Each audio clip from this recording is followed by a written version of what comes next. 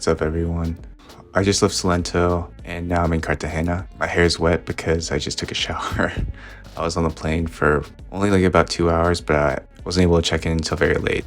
So I think this is gonna be a theme for my videos where after each city, I'm just gonna do a review or five lessons to take away from the city.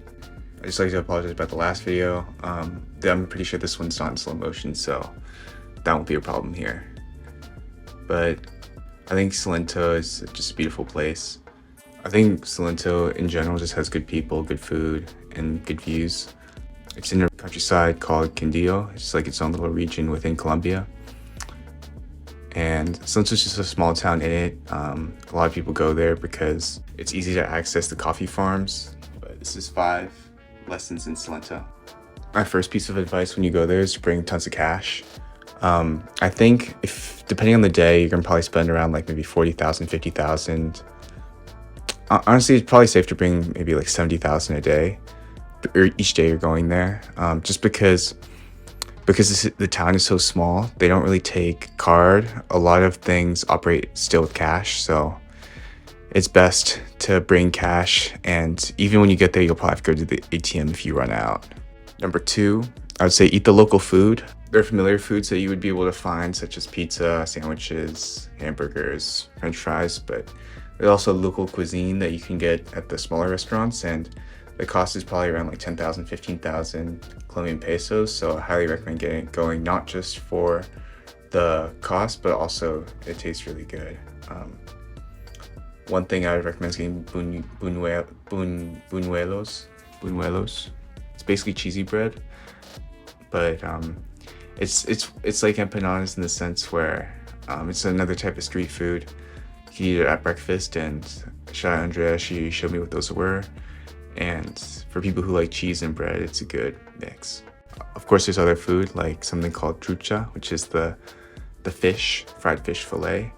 I ate that too. I wasn't able to get it in the vlogs, but I was able to get a video, so. But I think there's a lot of different food that someone can try when they're in Salento. And 3, get braced for bugs. I got bit so much when I was there. I don't know, but somehow like I got bit like 3 times on one hand. But my whole arm is just laced with bug bites. I didn't even think about that before I was headed out there, so prepare yourself mentally and also physically. Number 4, Salento is in the coffee triangle of Colombia, and so that's why it's actually pretty popular, and that's the reason why I went. But normally people go on a coffee tour.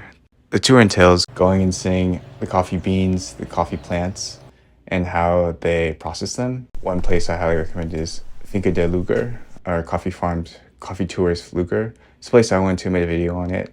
They're very personal. It's a smaller farm, but everything seems super organic. Even the interaction is very genuine. They teach you quite a bit, and also you get free snacks during it. So if you're in their area, go to Finca de Luger. Number 5, the weather is pretty volatile in Salento. Some days it'll be very sunny. Actually, even within one day, it'll be very sunny, and then could even turn into hail.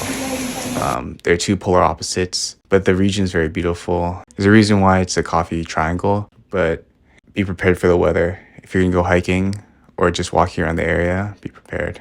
And number 6, I'm just gonna add a 6 for this time, but if anyone's in Salento, hit up Andrea. She's a good guide.